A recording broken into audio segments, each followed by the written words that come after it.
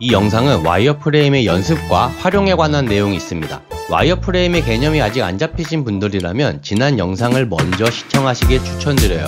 당신이 검색할 타투 정보 웨이브잉크. 안녕하세요, 잘 오셨어요. 오늘은 와이어프레임을 보는 눈을 키울 만한 연습 방법을 소개해보려 합니다.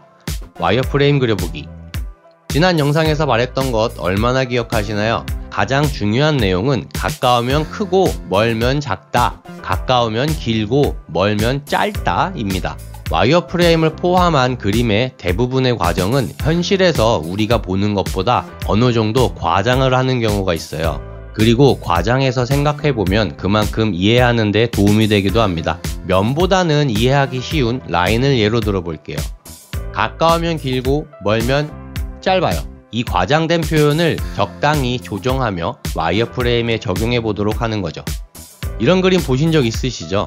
1점 투시법이라고 하는데 투시법에 관한 내용은 다음 섹션인 공간감과 덩어리감에서 더 깊게 이야기해 보도록 하고, 우선은 이 모양을 한번 살펴볼까요? 가까우면 길고 멀면 짧아요.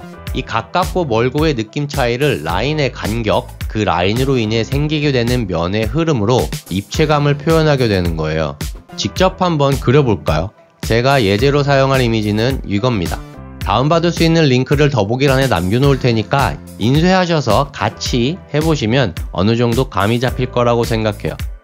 자, 일단 우리 눈에 보이는 모든 건 이 입체 도형들로 단순화할 수 있다고 했었죠. 간략하게만 어떤 식으로 단순화되는지 설명해 드리자면, 이 주전자 몸통의 모양은 정면에서 본 정육면체로 단순화할 수도 있겠지만 원기둥과 원이 합쳐진 형태에 가까워요.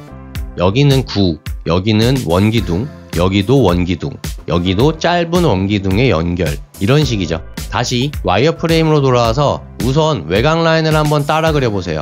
이 과정을 트레이싱이라고 하는데, 형태를 라인으로 옮기는 능력과 그림을 그리는 근육을 연습하기 좋아요. 마음대로 라인이 안 그려질 수도 있어요. 당연히 이어지는 섹션에서 이 트레이싱에 관한 이야기도 하겠죠. 우선은 그냥 따라 그려봅니다. 중심선을 잡아주고 구조를 생각하며 와이어프레임을 그려볼게요. 이 주전자는 전체적으로 원기둥의 형태에 가까워요. 그래서 눈에서 멀어질수록 라인의 간격은 좁아지게 되죠. 지난 영상에 이거 기억하시나요? 같은 면의 크기라도 멀수록 작게 보여요. 이걸 생각하면서 라인의 간격을 멀수록 좁게 표현해보세요. 와이어프레임은 라인만으로 입체감을 표현하는 데 도움을 주기도 하지만, 라인으로 생기게 되는 면들은 그림자의 영역이 될 수도 있어요. 촘촘하게 그려보진 않아도 되고요. 전체적인 구조를 이해할 수 있는 정도만 그려봐도 됩니다. 저처럼 단순한 사물을 이용해서 몇 번 정도 그려보신다면 감을 잡을 수 있을 거라고 생각해요. 타투 묘사 활용. 자, 그럼 이 개념이 타투에 어떤 방식으로 적용되는지도 한번 볼까요? 타투 도안에 다양하게 사용되는 꽃을 예로 들어볼게요. 꽃잎의 구조는 이런 식일 거예요.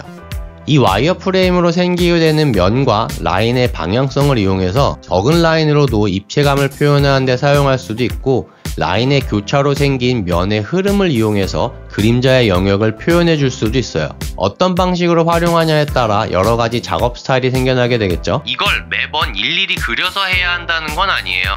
몇 번만 그려보시고 아, 이런 느낌이구나 정도까진 이해하시고 그림 공부로 이어가신다면 앞으로 작업하게 될 도안이나 타투 작업 등등, 특히 구조를 생각하며 어둠과 밝은 면을 계산해서 작업해야 할 때 굉장히 큰 도움이 될 거예요. 물론 타투 작업 시 퀄리티와 속도의 차이 역시 생기게 되겠죠. 좋습니다. 고생하셨어요.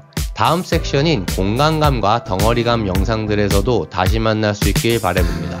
구독과 알림 설정 잊지 마시고요. 오늘도 감사합니다.